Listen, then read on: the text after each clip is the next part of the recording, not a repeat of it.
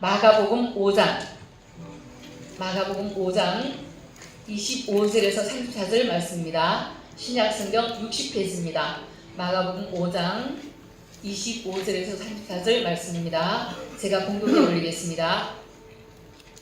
12해를 혈루증으로 알아온 한 여자가 있어 많은 의사에게 많은 괴로움을 받았고 가진 것도 다 허비하였을 때 아무 효용이 없고 도리어 더 중하여졌던 차에 예수의 소문을 듣고 무리 가운데 끼어 뒤로 와서 그의 옷에 손을 대니 이는 내가 그의 옷에만 손을 대어도 구원을 받으리라 생각함이라. 이에 그의 혈류 근원이 다 곧 마름에 병이 난 줄을 몸에 깨달으니라. 예수께서 그 능력이 자기에게서 나간 줄을 곧 스스로 아시고 우리 가운데서 돌이켜 말씀하시되 누가 내 옷에 손을 대었느냐 하시니 제자들이 여짜오되 우리가 여호사 미는 것을 보시며 누가 내게 손을 대었느냐 물으시니까 하되 예수께서 이 일 행한 여자를 버리고 둘러보시니 여자가 자기에게 이루어진 일을 알고 두려워하여 떨며 와서 그 앞에 엎드려 모든 사실을 여쭈니 예수께서 이르시되 딸아 내 믿음이 너를 구원하였으니 평안히 가라. 네 병에서 놓여 건강할지어다. 아멘. 예, 오늘도 생명의 말씀으로 우리의 삶을 온전하게 하실 목사님을 박수로 초대하겠습니다. 할렐루야. 하나님께서 우리 가운데 함께 해주신 줄 믿습니다. 오늘 선포될 말씀은 구원에 이르는 믿음이라는 제목으로 하나님 말씀 전하겠습니다. 오늘 전체 말씀을 요약하면 12년간 혈류병을 앓아오던 여인이 어떤 방법으로도 치유되지 않았는데 오히려 모든 것을 다 잃어버렸고 더 큰 고통과 수치 가운데 있을 때에 예수님을 만나서 이 모든 질병과 문제가 해결되었다는 그런 본문의 내용입니다. 25절 볼까요? 여기 보면 12해를 혈루증으로 앓아오던 여자가 있어. 여기 12년 동안 혈루병이라는 것은 여성이 피를 흘리며 이 병은 굉장히 그 당시에 수치스럽다고 생각했고 부부관계를 파괴하고 삶을 파괴하고 결국은 치료를 위해서 재산을 다 잃어버리고 가난하게 되고 마지막에는 죽음에 이르는 정말로 무서운 그런 병이었습니다. 그런데 오늘날 이 본문을 보면서 나의 삶의 혈류병은 어떤 것인가 한번 찾아보게 되기를 바랍니다. 내 삶에 이 혈류병처럼 생명을 잃어가고 내 삶을 수치스럽게 하고 기쁨을 빼앗아가고 내 삶을 파괴하고 인간관계를 파괴하고 자, 이런 내 삶의 혈류병은 어떤 것인가 오늘 한번 찾아보시기 바랍니다. 저는 이 말씀을 묵상하면서 내 인생의 혈류병은 어떤 것인가 보니까 있더라고요. 예수 믿기 전에 이 혈류병이 있었어요. 예수 믿기 전에 제일 큰 무서운 혈류병은 내 삶을 파괴하는 그 혈류병은 내가 어디서 와서 어디로 가며 내가 누군지 내가 인생을 어떻게 살아야 되는지 인생의 목적이 무엇인지 그것을 모르는 그 자체가 인생의 가장 무서운 혈류병이라는 사실을 깨달았어요.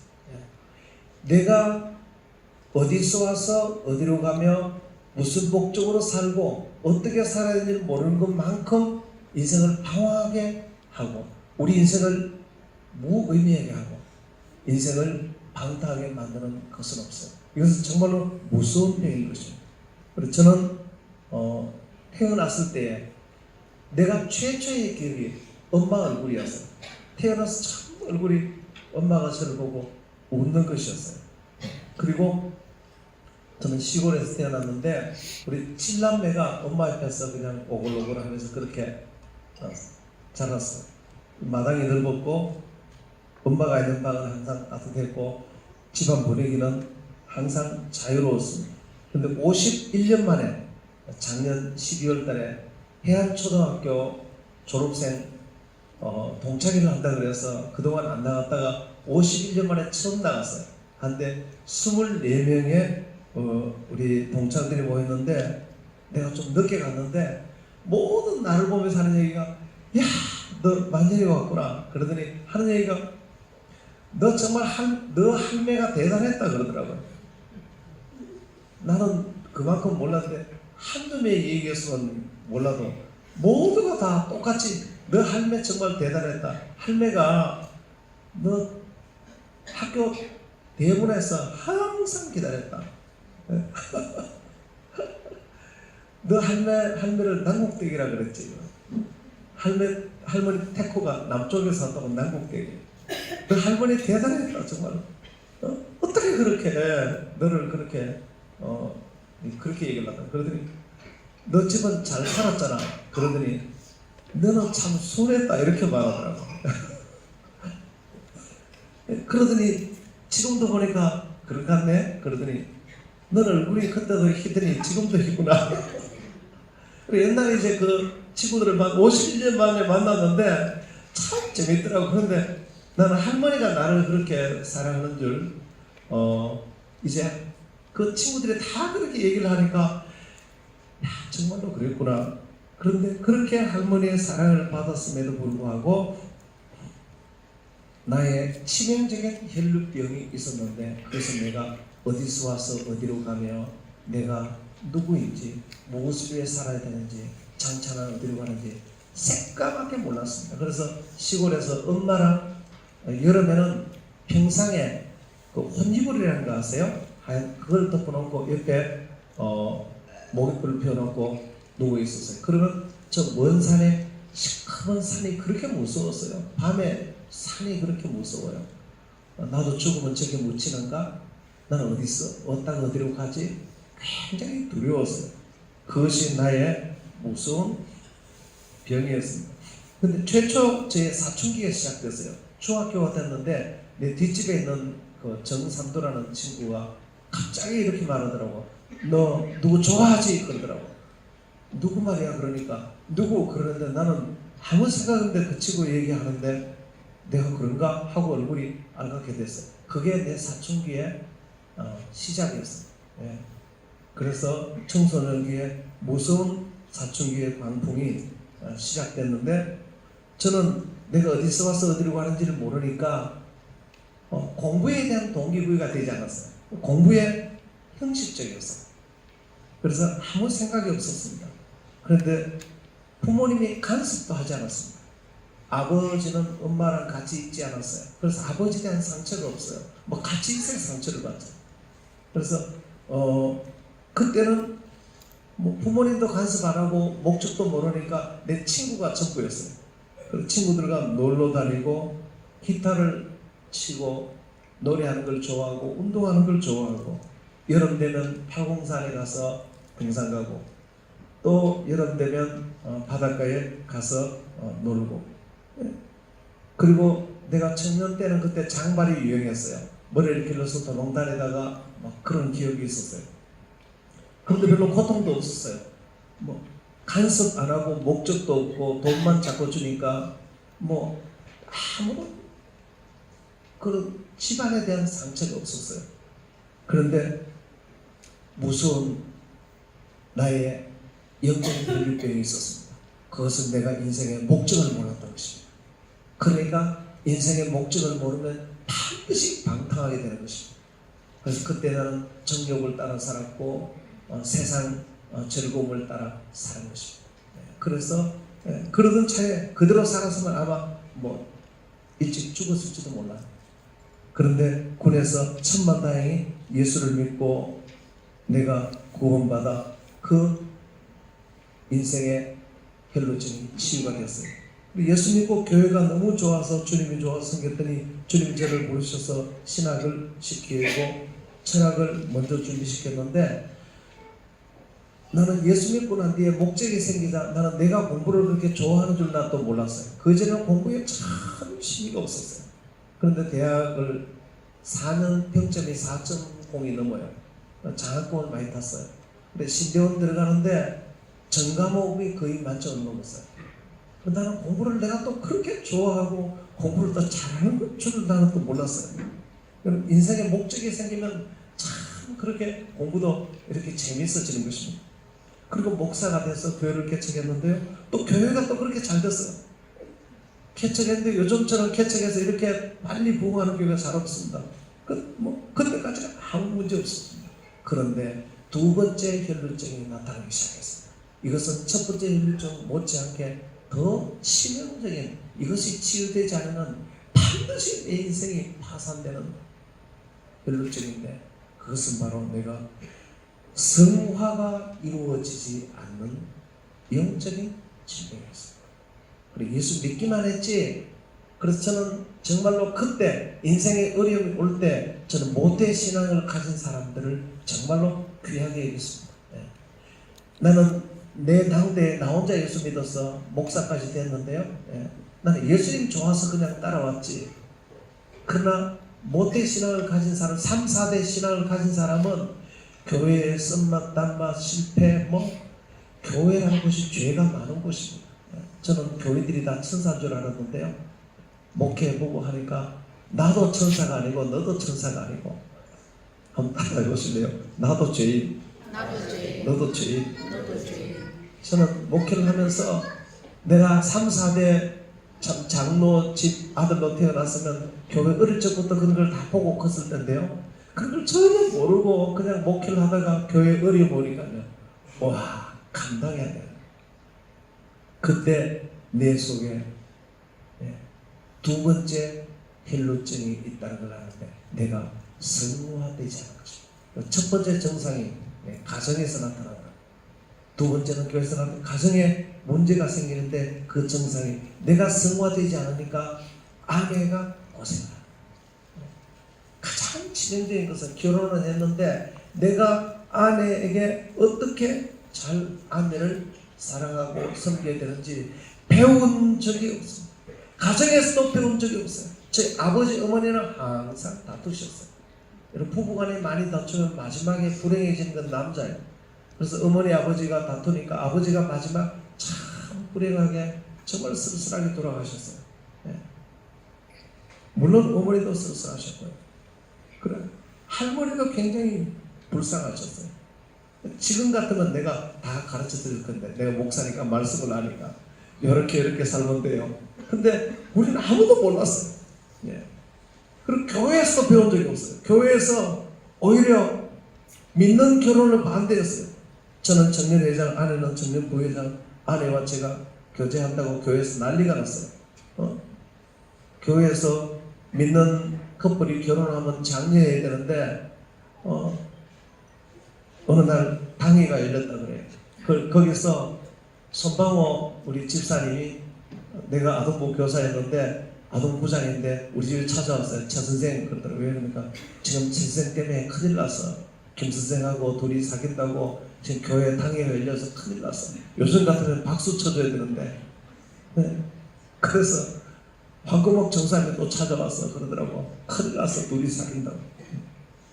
우리는 믿는 신앙 안에서 어떻게 교제해야 되는지 요즘 같으면 얼마나 많이 가르칩니까? 그런데 그때는 들어본 적이 없어요.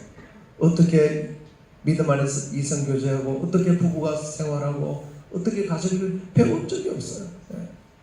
남자 외자가 어떤 차이가 있는지 남편과 아내와 어떤 차이가 있는지 남편은 어떻게 아내를 섬겨야 되고 사랑해야 되고 아내는 어떻게 남편을 사랑해야 되는지 그 역할을 배운 적이 없어요.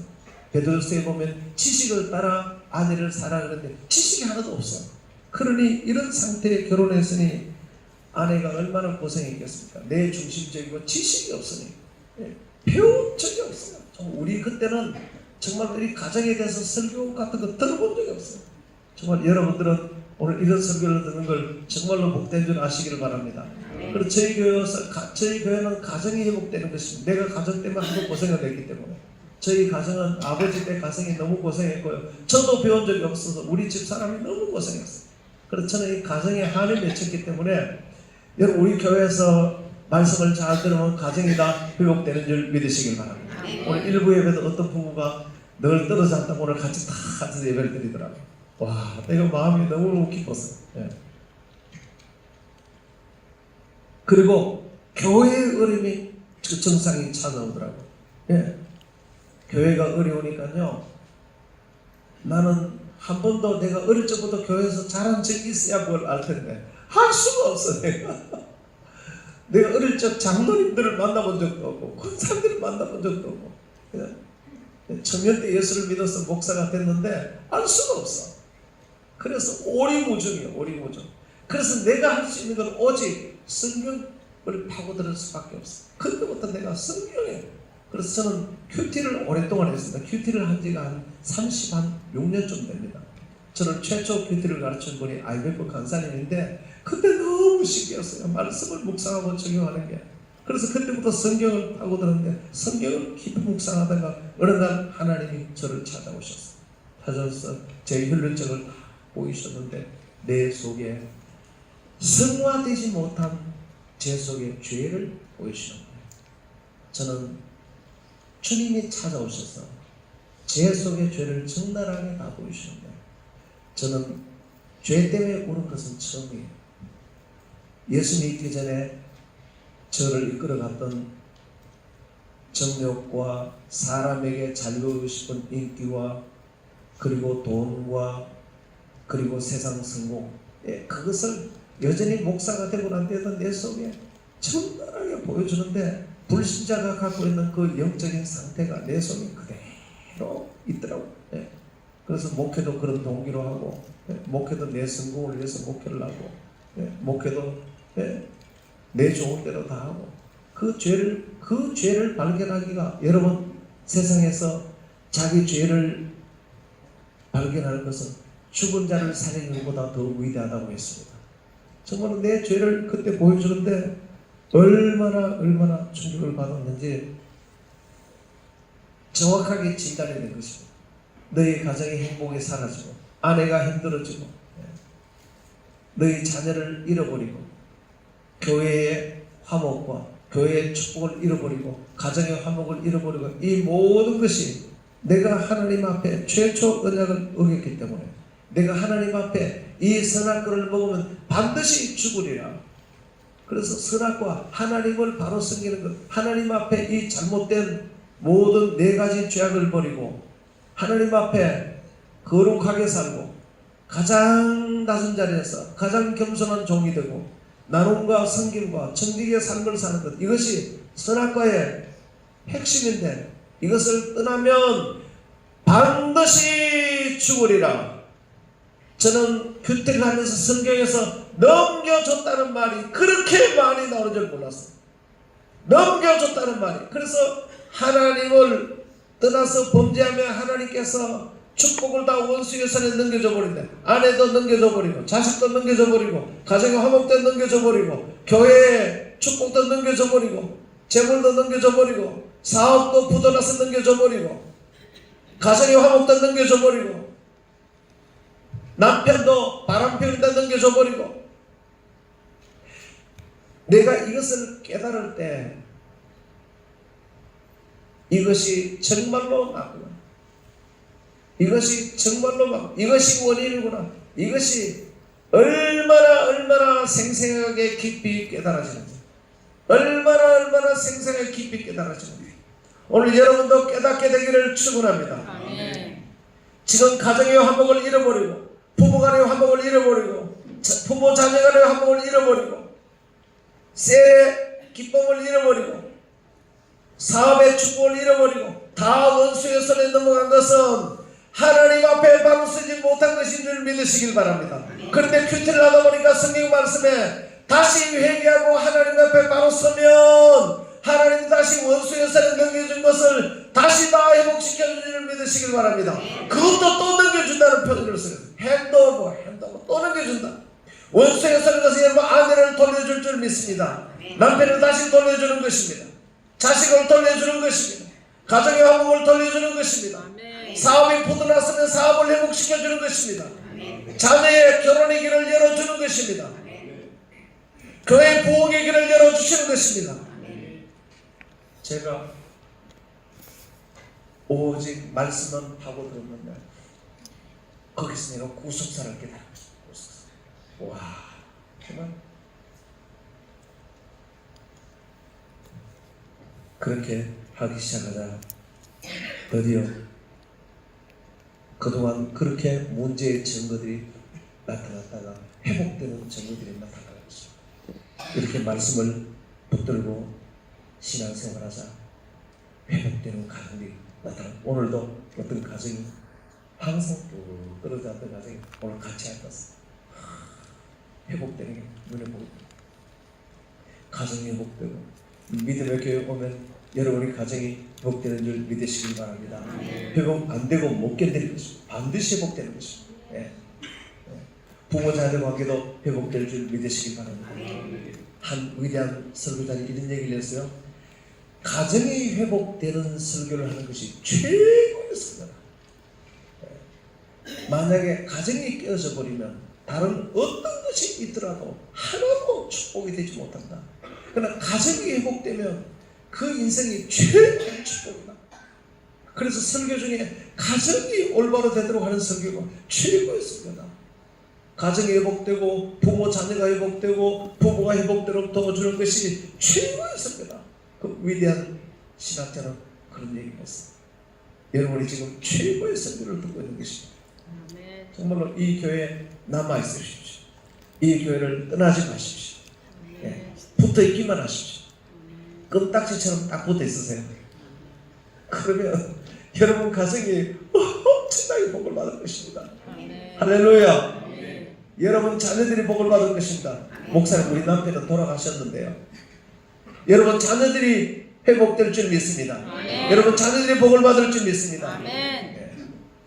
여러분 손자 세대가 복을 받을 줄 믿습니다. 예. 할머니 할아버지가 되어도 가정 설교를 많이 들어야 돼요. 남편이 없어도 부부에 관한 설교를 많이 들어야 돼요. 그래야 자녀들에게 올바로 코치해 줄 수 있어요. 예. 저는 가정의 회복, 가정의 이 비밀을 말씀을 통해서 배우고 세우는 원칙이 있는데, 부부간에 문제가 생기면 항상 나에게서 문제를 찾는 것입니다. 예, 아내에게 문제를 찾는 것이 아니고 나에게서 문제를 찾는 것입니다. 그리고 교인들도 변화된 교인들이 생기기 시작하는 것입니다. 예. 오늘 26절 볼까요? 예. 많은 의사에게 찾아갔지만 많은 괴로움을 받고 가진 것 다 허비하고 아무 효용도 없고 도리어 중하게. 이런 많은 의사 찾아갔, 인간 의사 찾아갔지만 인간적인 처방을 내렸지만 하나도 도움이 되지 않는다. 인간적인 처방이 뭐냐? 기복주의, 성공주의, 축복주의. 이것은 오늘날 여러분의 혈루증을 치료할 수 없습니다. 여러분 신앙 가운데 두 가지 신앙이 있는데, 잠깐 기분을 좋게 하는 신앙이 있습니다. 그것은 인간 의사를 찾아간, 그것은 기복주의 신앙과 축복주의 신앙은, 그것은 잠깐 기분이 좋지만 여러분의 삶이 변화되지 않기 때문에 여러분의 혈루증을 전혀 치료할 수 없고 고칠 수 없고 해결될 수 없는 것입니다. 마음은 기쁘지만 해결되지 않고 삶이 무너져 버리는 것입니다. 그러나 두 번째 신앙이 있습니다. 그것은 여러분의 삶의 변화를 가르치는 신앙입니다. 여러분 변화와 해결을 가르치면, 변화와 해결을 얘기하면 고통이 될 수 있습니다. 그러나 그 신앙은 제대로 진단해서 제대로 처방을 했기 때문에 그 사람은 근본적인 변화와 축복과 회복의 역사가 일어나는 줄 믿으시기 바랍니다. 오늘 이 변화의 설교를 할 때, 회개의 설교를 할 때 이 설교가 여러분 귀에 들리게 되기를 축원합니다. 아멘. 예. 어떤 사람이 들리느냐? 절박한 심정으로. 오늘 여기 혈루증 앓는 여인은 절박한 심정으로 주님에게 옷을 옷자락을 잡았어요. 그래서 대부분은 절박하지 않기 때문에 예수님 옆에 있지만 아무 일도 안 일어났어요. 오늘 설교를 하는데 막 들리는 분이 있습니다. 그러면 이 문제가 절박한 사람, 그런 사람은 이 설교가 들리는 것입니다. 주님, 제가 절박합니다. 이 혈루증 여인처럼 12년 동안 피를 흘리고 있었으니 절박합니다. 주님, 우리 가정이 회복되어야 됩니다. 우리 부부가 회복되어야 됩니다. 우리 자녀가 회복되어야 됩니다. 우리 사업이 회복되어야 됩니다. 우리 교회가 회복되어야 됩니다. 할렐루야. 우리 셀이 회복되어야 됩니다. 절박하기를 바랍니다. 그러면 겸손하여 말씀을 드리는 것입니다. 예수님은 인간은 사람이고 참되는 사람이다. 마태복음 9장 12절에 이렇게 말하는데, 예수께서 이르시되 건강한 자에게는 의사가 쓸데없고 병든 자에게는 쓸데있느니라. 이 말은 예수님 자신이 의사라는 것입니다. 오늘 예수님 옆에 나오면 오늘 다 치료해 주시는 줄 믿습니다. 27절 볼까요? 1절을 보면 예수님의 소문을 듣고 무리 가운데 끼어 뒤로 와서 그의 옷에 손을 대니, 이게 예수님의 소문을 들었다는 것은 진짜 예수님의 소문을 들었다는 것입니다. 여러분, 가짜 예수님의 소문도 있습니다.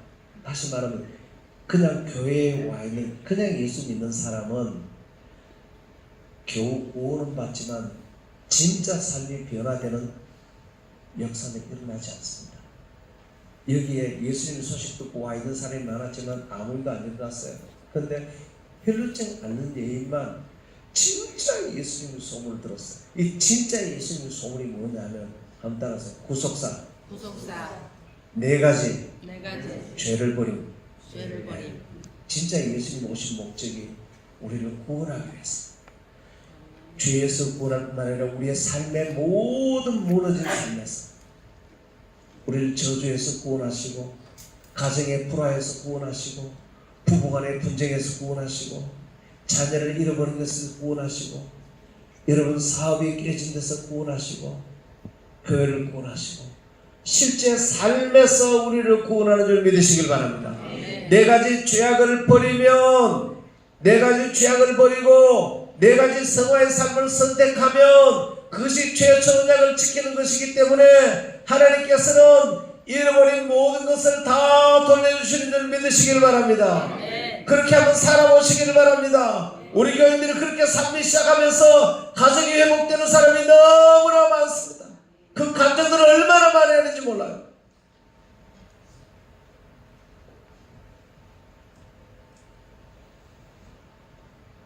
우리 말씀을 가정에 좀 적용하면 이렇게 말씀하십니다.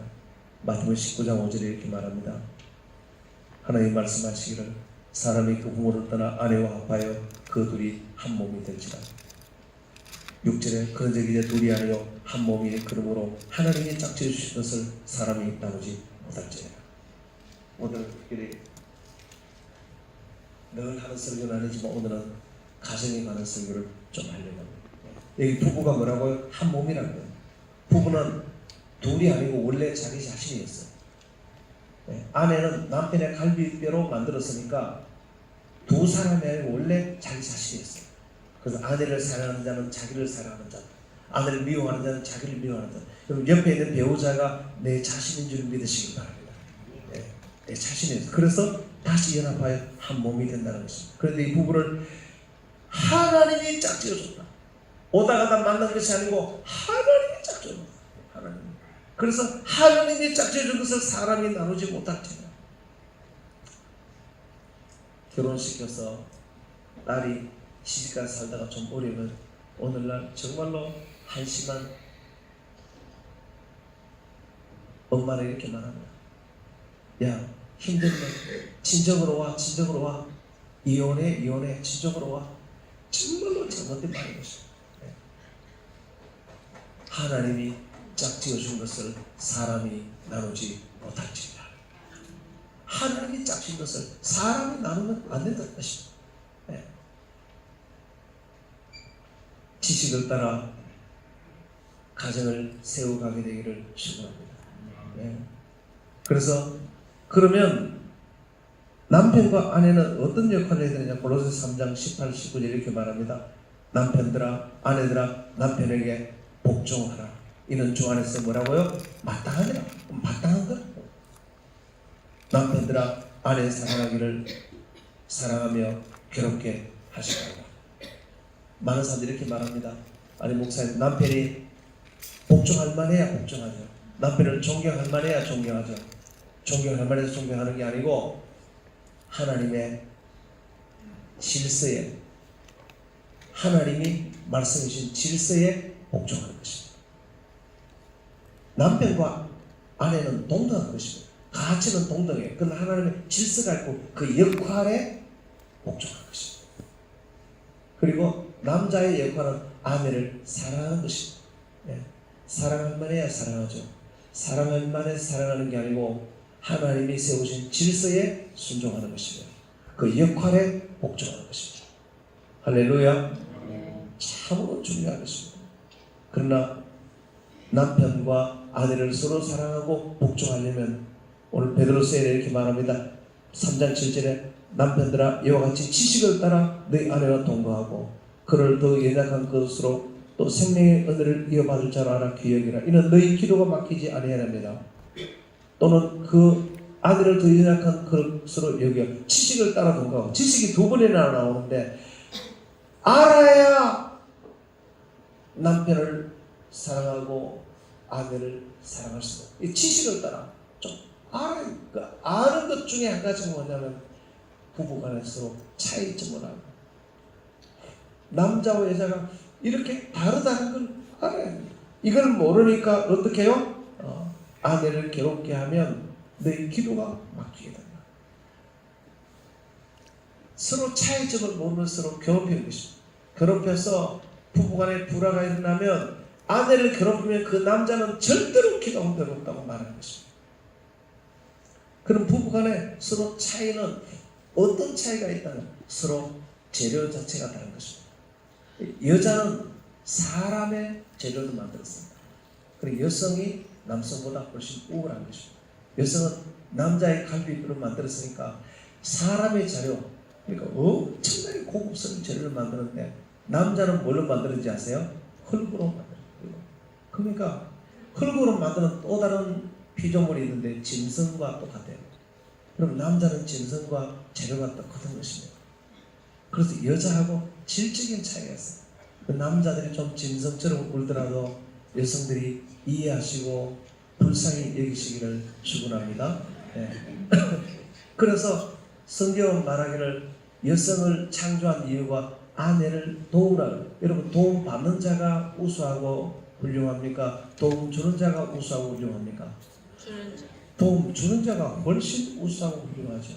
예. 여러분, 사실은 여성이 훨씬 뛰어난 것입니다. 그래서 여러분들이 남자들이요 정말로 짐승하고 똑같은 행동을 한다니까요. 그래서 남자와 여자하고 차이를 알아야 돼요. 그래서 남자는 그 특징이 뭔지 아세요? 남자는 성경을 보면 항상 정욕을 따라서 살아요. 결혼하고 한 달만 된 벌써 이쁘나 하지 않으면 눈이 돌아가는 게 남자입니다. 예. 그러면 그걸 너무 특별하다고 생각하지 말고, 예. 우리 남편이 아직 건강하구나 그렇게 생각하시길 바랍니다. 예. 병들어 누워 있으면 돌아갈 눈에 힘도 없는 것입니다. 나이 80이 돼서 지금 완전히 치매에 걸려 있으면 그럴 일도 없는 것입니다. 우리 남편이 건강하구나 그렇게 생각하면 돼요. 그 다음에 남자는 먹잇감을 찾아서 하루 종일 헤매는 것입니다. 어디 먹고 살 게 없나. 남자는 가족을 부양해야 하기 때문에 돈이 있는 곳에 그렇게 찾아다니는 것입니다. 주식에 그냥. 그 다음 세 번째, 남자는 게으른 것입니다. 그래서 저녁에 퇴근하고 하는 일이 TV 리모컨 붙들고 그냥 침대에 누워서 그냥 그걸 게으르다고 하면 안 돼요. 그 남자가 그래요. 그리고 여성은요 완전히 다릅니다. 여성은 시기의 질투가 그렇게 많습니다. 여성은 연약한 자입니다. 약해서 시기하고 질투하고 그래도 표만할 것입니다. 서로 차이점이 너무 많은 것입니다. 그래서 여러분들이 남자와 여자가 너무 다르다는 사실을 아시고, 남자가 때로는 전혀 마음에 들지 않는 행동을 하더라도 이해하시길 바랍니다. 어떤 여성이 있었는데요, 남편의 밥상에 오돌뼈를 이렇게 발라가지고 올려놨어요. 그런데 남편이 그것을 젓가락으로 집으려고 하는 순간에 이 부인이 당신은 그걸 개를 주려고 했는데 그걸 집느냐고 큰 소리를 쳤다가 아차 실수를 했습니다. 남편이 젓가락을 탁 내려놨어. 내가 개보다 못하냐? 내가 개보다 못하냐? 또 어떤 여진상이 있었는데 아들이 멀리 가서 공부하고 일하고 와서 남편하고 아들하고 겸상을 해서 밥상을 차려줬습니다. 그런데 아들 국에는 전복 2개를 넣어주고 남편 국에는 인삼 2뿌리를 넣어줬습니다. 그래서 남편이 자기 국그릇 보고 아들 국그릇 보다가 화가 났습니다. 왜 나한테는 전복을 안 넣어주냐? 나보다 아들이 더 귀하냐? 그래서 부인이 얘기를 했습니다. 밖에 나가서 공부하고 일한다고 고생하는 자기 아들한테 국에 전복 2개 넣어준 게 그렇게 화가 나냐. 그래 부부가 대판 싸우더라. 예. 그 남자들의 수준이 그런 정도입니다. 예. 자기 자식 먹이는데도 예, 그것 때문에 화내는 게 남자예요. 예. 그 오돌뼈 그거 안 먹으면 어때? 그것 때문에 화내는 게 남자들은 수준이 너무 낮다는. 일단 여성들이요, 남자들은 수준이 짐승하고 비슷하다는 걸 알면은 여러분들이 이해할 수 있습니다. 그리고 여자는 사람으로 만들었기 때문에 그릇으로 따지면 본 차이나와 같은 것입니다. 얼마나 대단합니까? 그리고 본 차이나 그 위에 남자는 흙으로 만들어서 그 위에 붙어있는 먼지와 같은 먼지. 이 비교가 되지 않습니다. 먼지는 바람만 불면 늘 돌아다녀요. 밖으로 너무 돌아다닌다고 걱정하지 마세요. 돌아다녔다가 또 다시 옵니다. 또 와서 또 붙어 있습니다. 예, 그게 남자들. 지식을 따라서 살아야 된다. 지식 이렇게 차이가 난다는 걸 몰라요. 그런데 남자들은 하나같이 그렇게 한심하면서도 바라는 건 얼마나 많은가. 그런 가운데 남자들은 존경해 주기를 바라는 것입니다. 예. 그래서 성경은 말하기를 네 남편을 존경하라. 네 남편에게 복종하라.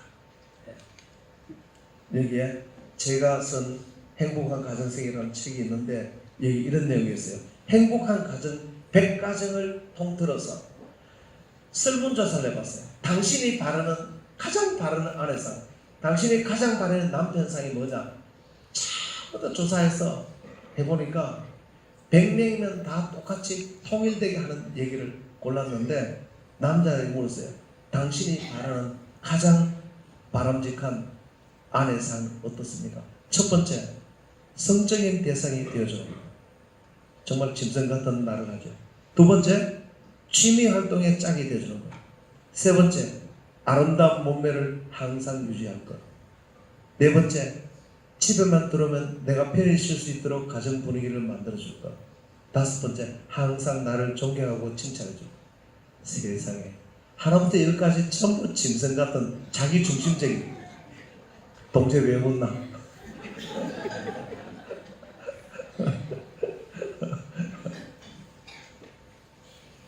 여성들은 물어봤어요. 당신에게 남편이 어떻게 해주기를 원하느냐? 이것이 가장 바람직한 남편상 어떤 거냐? 첫째, 여성들은 부드럽고 따뜻하고 자기를 보살펴 주기를 원해요.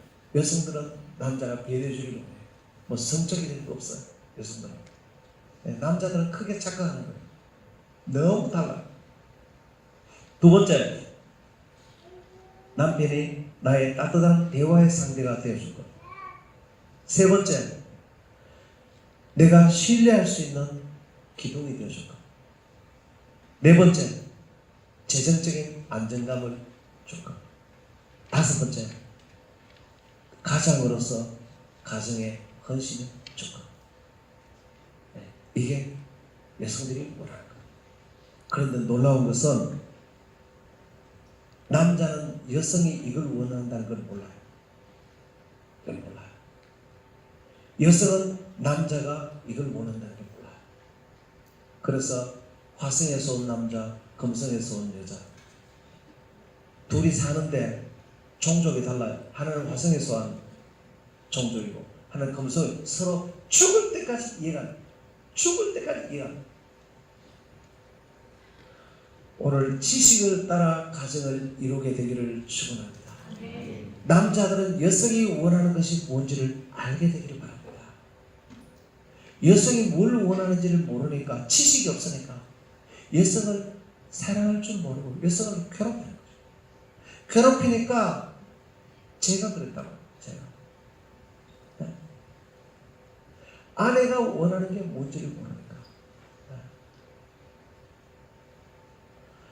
그래서 아내가 괴로우면 기도의 응답이 끊어져 버려요. 그리고 여성도 마찬가지예요. 남자가 무엇인지, 남편이 뭘 원하는지 전혀 모르요. 그래서 하나님은 우리를 변화시키는 이 세상의 최고의 고난의 영광로는 결혼인 것입니다. 그래서 하나님은 결혼이라는 최고의 고통의 용광로를 통과시켰어. 그리고 이 세상의 최고의 고통의 용광로는 결혼인 것입니다. 그리고 그 결혼을 통해서, 고통을 통해서 회개하고 오늘 이 말씀을 들어 지식을 따라 다시 행복한 가정으로 회복되는 줄 믿으시기 바랍니다. 참으로 중요한 것입니다. 그러나 주의해야 될 것은 오늘 보니까 부부간에 서로 부모를 떠나 한 몸이 되었다. 부부는 영적으로 연합되고 정신적으로 연합되고 육체적으로 연합되고, 하나님께서 부부간에 정말로 즐거움과 아름다움을 많이 주셨는데 양극단을 조심해야 돼요. 부부간에 많은 연합함으로 즐거움이 있는데 하나님 주신 즐거움은 다 거룩하고 아름답고 선하고 좋은 것입니다. 그런데 양극단은 금욕주의, 그 다음에 극단적인 쾌락주의, 둘 다 잘못된 것입니다. 우리는 성령 충만해야 되니까 부부 생활할 필요 없어. 당신이 왜 내 옆에 와? 그건 정말로 잘못된 것입니다. 그래서 부인들 가운데 성령 충만할수록 자기 남편이 옆에 못 오도록 하는 것입니다. 그건 정말로 잘못된 것입니다. 금욕주의, 성경은 금욕주의를 말하고 있지 않습니다. 그 다음에 지나친 육체의 즐거움을 추구하는 것, 그것도 성경이 말하는 거예요. 여러분이 성경 안에서, 말씀 안에서 조화와 균형을 이루게 되기를 축원합니다. 그렇게 될 때 가정이 건강하고 아름답게 세워져 가는 것입니다. 한 부인이 있었는데 바람난 남편이 밖을 나갔습니다. 부인이 차를 타고 따라가니까 남편과 외도한 여성이 운영하는 호프집 앞에 남편 차를 세운 걸 보고 이 부인은 머리가 돌아버린 것입니다.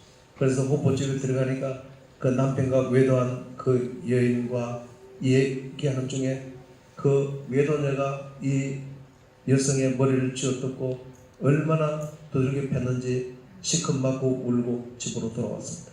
그러나 다행히 이 여성은 최근에 교회를 나가서 신앙이 깊어졌습니다. 목사님 말씀이 생각이 났습니다. 그래서 남편을 끌고 학교 운동장으로 갔습니다. 한쪽 구석에 가서 이야기하자고 했습니다. 남편이 앉아있는데 이 여인이 남편 앞에 무릎을 꿇었습니다. 내가 잘못했다고 고백했습니다. 그동안 내가 돈에 미쳐서 당신도 버려두고 가정도 돌보지 못해서 정말로 미안하다고. 오늘 이 지경이 된 것은 내가 돈에 미쳐서 아내의 역할을 다하지 못하고 당신을 버려둔 것이 잘못됐다는 걸 목사님에게 말씀을 듣고 깨달았다고. 용서해달라고. 이제 내가 아내의 역할을 다하고 가정을 돌보겠다고. 그러자 남편이 당신 미쳐서? 남편은 그래도 계속해서 바람을 피웠습니다. 그러나 아내는 가정을 지키기 위해서 계속해서 하나님 말씀에 순종했습니다. 아내의 역할에 순종했습니다. 어느 날 드디어 남편이 그 여자와 관계를 끊고 집으로 돌아왔습니다. 이제 교회까지 나와서 말씀으로 변화되어 그도 남편의 역할을 깨닫고 지식을 따라 남편의 역할에 순종했습니다. 지금은 구역장이 되었습니다. 지금은 아내 얼굴을 항상 바라보며 항상 미안하고 잘못했다고 말합니다. 아내에게 용서해달라고 고백하고 항상 아내를 바라보며 사랑한다고 고백하고 결국은 그들은 가정을 지킨 사람이 되었습니다. 할렐루야. 관계가 어려울 때 남편은 남편의 역할에 충실하길 바랍니다. 아내는 아내의 역할에 충실하길 바랍니다. 말씀은 반드시 그대로 이루어지는 줄 믿으시길 바랍니다. 28절 볼까요? 이는 내가 그 옷에만 손을 대어도 구원을 받으리라 생각함이니라. 여기에 이 여인이 생각이 바뀌었어요. 어떻게? 예수님 중심으로. 예수님의 손만 대어도 나을 것이다. 어떻게 해서 예수님 중심으로 생각이 바뀌니까 기적이 일어났어요. 그럼 어떻게 해서 예수님 중심으로 생각이 바뀌었는가? 말씀 묵상을 통해서, 오직 말씀을 통해서 구속사를 깨닫고 네 가지 죄악을 버리고 최초 언약으로 돌아가는 것을 알고 회개를 배우고 부부간에 서로 아내는 남편에게 복종하는 것을 배우고 남편은 아내를 사랑하는 걸 배우고 그 사랑하는 언어를 쓰기 시작하고. 여러분 신기하게 되기는 아내는 한번 따라하세요. 복종하겠습니다. 사랑하겠습니다. 네. 복종하겠습니다 하면 여성들이 따라하고, 사랑하겠습니다 하면 남자들이 따라하시길 바랍니다. 복종하겠습니다. 복종하겠습니다. 사랑하겠습니다. 정말로 신기한 건 부부 전문가가 조사를 해보니까 아내가 99가지를 남편을 위해서 다 잘해도, 밥 챙겨주고 다 옷을 다르게 잘해도 언어를, 복종의 언어를 쓰지 않으면 남자는 아내가 자기를 사랑한다고 느낄 수가 없어요. 99가지 다 잘하는 것보다 복종의 언어를 쓰는 것이 더 중요해요. 여성도 마찬가지예요. 남편이 99가지를 자기 아내를 다 잘해주더라도 언어를, 사랑과 배려의 언어를 쓰지 않아요. 아내는 자기 남편이 자기를 사랑하는 줄 몰라. 그게 남자와 여자가 교육을 하는 거예요. 완전히 다르다. 완전히. 아내가 무엇을 원하는지, 남편이 무엇을 원하는지 지식을 따라 사랑하게 되기를 축원합니다. 지식을 따라. 우리 99가지 잘해도 남편에게 복종하는 언어를 쓰지 않으면, 남편을 무시하는 언어를 쓰면 99가지 밥 챙겨주고 옷 다려주고 아무 소용이 없어. 남편이 아내에게 돈 주고 온 것을 놔줘도 아내를 사랑하고 배려하는 언어를 쓰지 않으면 아내는 자기 남편이 자기를 사랑한다고 느낄 수가 없어. 복종의 언어를 쓰고 사랑의 언어를 사용하게 되기를 축원합니다. 참 중요한 것입니다. 다음 따라서 당신을 순종합니다. 당신을 사랑합니다. 당신께 순종합니다. 당신을 사랑합니다. 이것이 최초 언약이에요. 이것을 어기면 반드시 죽으리라. 죽음과 같은 가정이 될 것이다. 지옥과 같은 가정이 될 것이다. 이 언약을 지키면 에덴 동산에서 예비한 너희 가정의 축복을 다 회복시켜 줄 것이다. 할렐루야. 우리 연세가 많은 분들은 지금이라도 이 지식을 배워서 여러분 가정이 회복되기를 축원합니다. 노년이 될수록 부부가 더 행복해지기를 축원합니다. 그러나 사별한 분은 괜찮아요. 내 자식들을 위해서 오늘 이것을 배워서 가르쳐주세요. 아니면 혼자 된 분도 괜찮아요. 내 자녀들을 위해서 이것을 가르치세요. 자식과 손자들을 위해서 가르쳐주십시오. 저는요, 오직 하나님 말씀, 예수님 중심으로 되는 것은 말씀밖에 없기 때문에, 저희 아동부 어린이 큐티하기 때문에 저는 요즘 내 손자들 데리고 큐티를 해요. 그런데 우리 예선이를 데리고 왔습니다. 예선이 큐티를 하는 지난 주중에 예선아 큐티하자. 그래서 말씀을 읽고 요약해봐. 그러니까 스데반 간사님이 순교하셨어요. 스데반 간사님이 아니고 집사님이야. 그러니까 간사님한테 설교 들어가지고 스데반도 간사님. 스데반은 말씀을 전할 때 왜 사람들이 이를 부드득 가르치 그러니까 예수님이 교만해서 그러더라고. 그럼 너도 말씀 들을 때 교만하면 안 되지. 그러니까 그럼 어떻게 해야 말씀을 들을 수 있어? 겸손해야 돼. 너도 그럼 말씀 들을 때 어떻게 해야 돼? 겸손해야 돼. 오늘 간사님과 선생님 말씀할 때 겸손히 잘 들어야 되겠지? 알았어. 그 다음에 왜 성령님이 우리 속에 와 있지? 성령님이 들어오셔야 말씀을 이해할 수 있지. 세상에 너무 잘 알더라고. 마지막에 스데반이 왜 저들의 죄를 용서해 주셔서 그런지 알아? 그러니까 그건 모르겠어. 그러더라. 그건 내가 가르쳐줬어. 예수님이 하는 걸 배워서 아 그랬구나. 근데 할아버지 학교 가면 내 옆에 있는 짝지가 마음에 안 드는 행동할 때가 많아. 내 허락도 안 받고 연필을 가져가서 막 써버려. 그때 속이 상할 때가 많아. 허락 받고 가져가야 되잖아.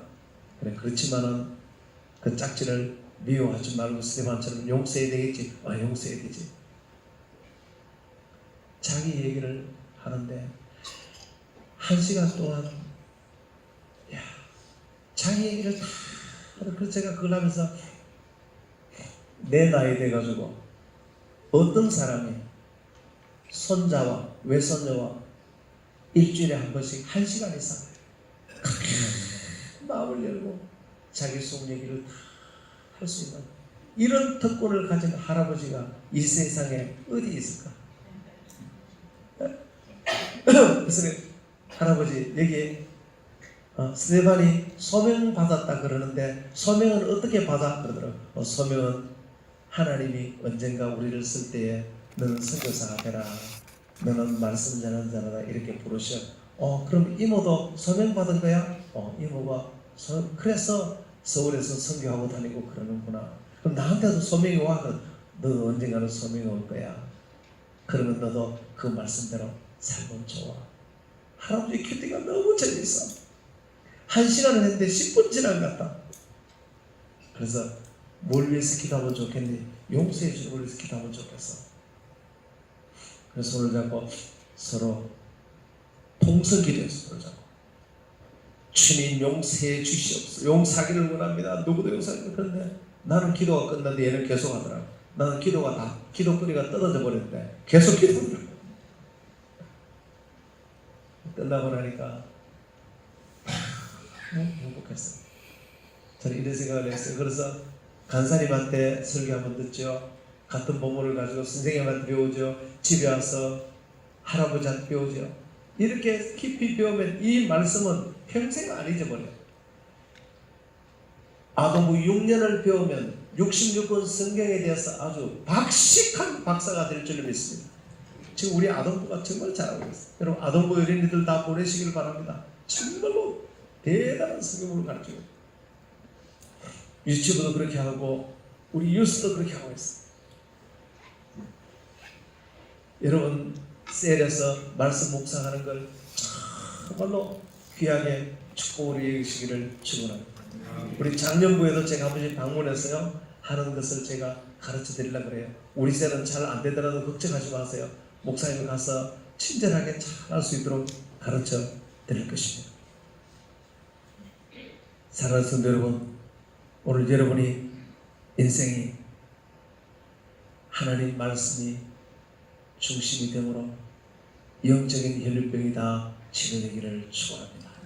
그래서 가정이 회복되고 부부간 회복되고 부모 자녀간 회복되고 사업이 회복되고 세력이 회복되고 여러분 후대가 자손들이 다 회복되기를 축원합니다. 자녀들 앞으로 나와서 찬양합시다. 세상에서 가장 위대한 설교는 가정을 회복시키는 설교다. 한 위대한 신학자가 그런 말을 했습니다. 가정을 회복시키는 설교가 가장 위대한 설교다. 여러분 믿음의 교회에 남아있으면 여러분 가정이 위대하게 회복될 줄 믿습니다. 하나님 말씀을 통해서 우리 가정이 다 회복되게 해주시옵소서. 내 인생의 혈류병이 다 치료되게 하옵소서.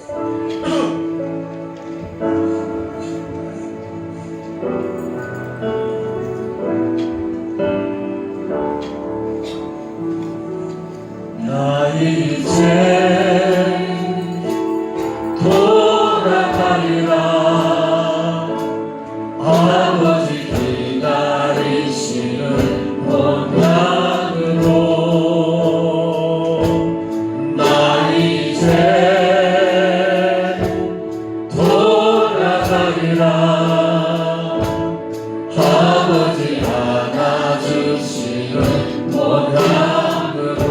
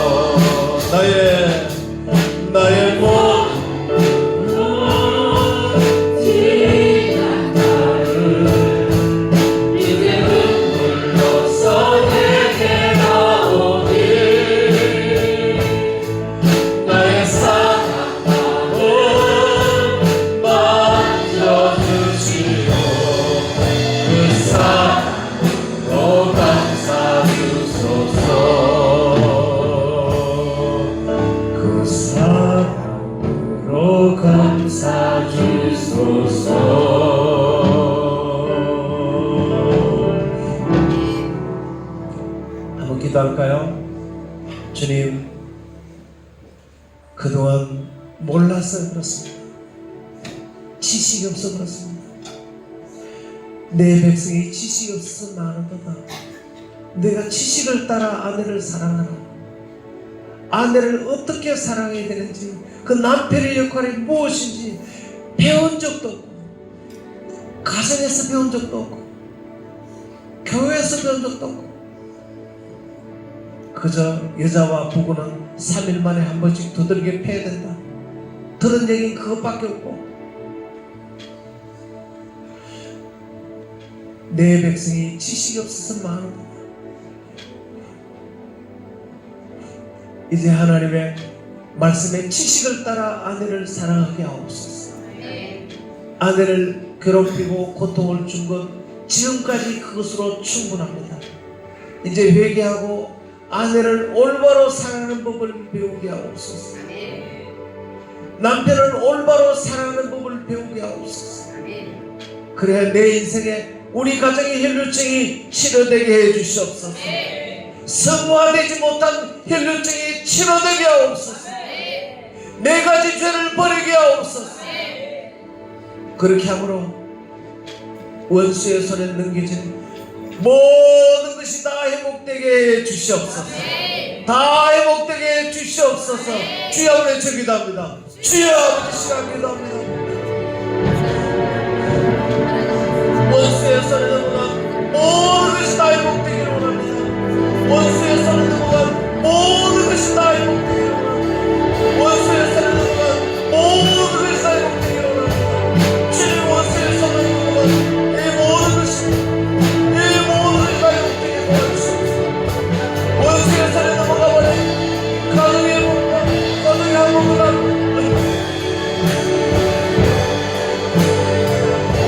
지금 다 회복되게 해주시옵소서.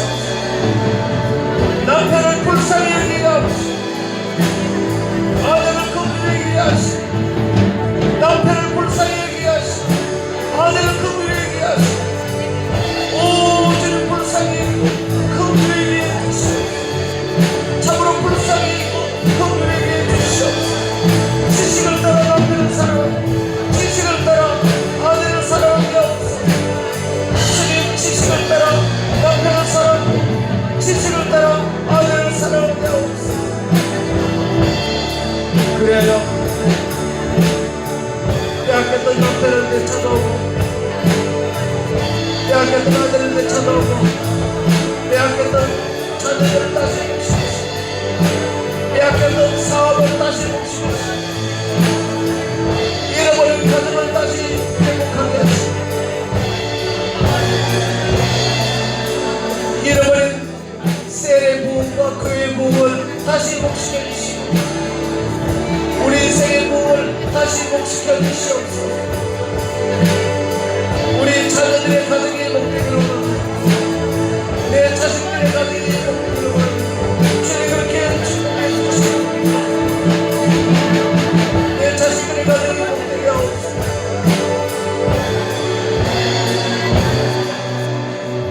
주님,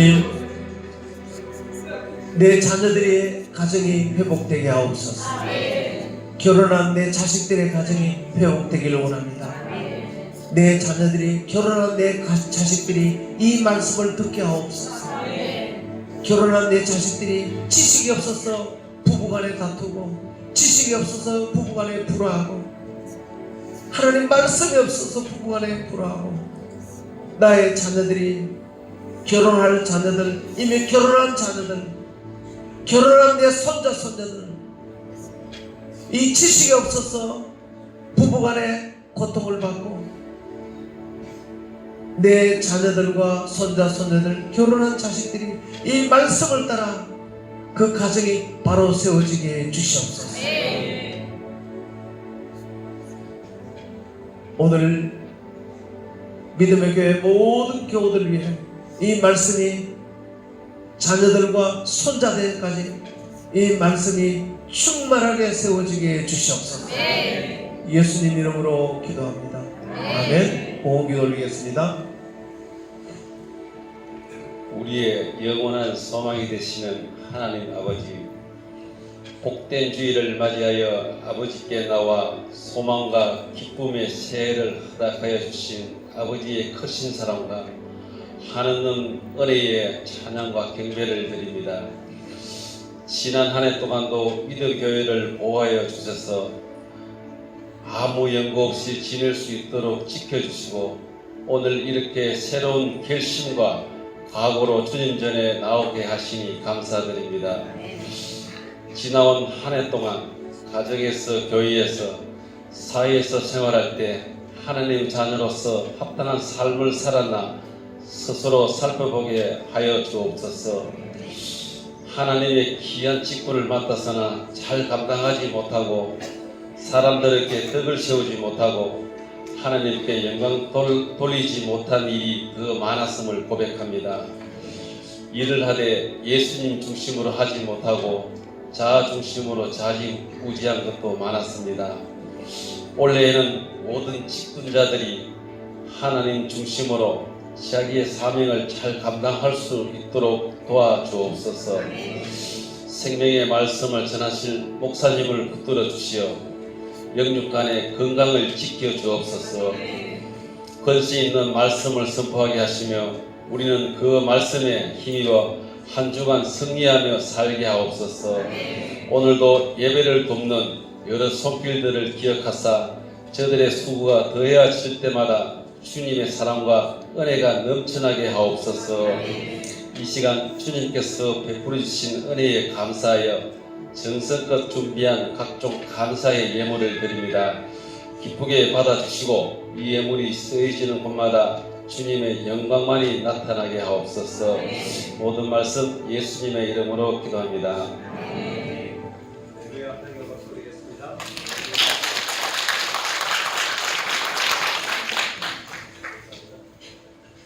네, 기도합니다. 사랑해 주님, 오늘 주님 앞에 귀한 예물을 올려드렸습니다. 주일헌금, 11조헌금, 감사헌금, 교육관 헌금, 씨앗헌금, 구제선교, 장학건축, 365전도 모든 헌금을 드린 성도들을 가정의 부부와 온 자녀들을 화목케 하시고 자녀들의 장래 위에 주님께서 형통케 하옵소서. 하시는 사업과 직장과 기업체를 번성케 하옵소서. 주를 위해 귀하게 쓰임받는 가정 되게 하옵소서. 예수님 이름으로 기도올려나이다. 아멘. 예, 이제 이 시간 마치면 오늘 아주 짧게 공동이 일어날 텐데 여러분 함께 다들 참여해 주시기를 바랍니다. 네, 축도하고 마치겠습니다. 이제는 우리 주 예수 그리스도의 무한하신 은혜와 하나님 아버지의 크신 사랑과 성령의 충만하신 은혜가 우리 모든 성도들을 축복해 주옵소서. 아멘.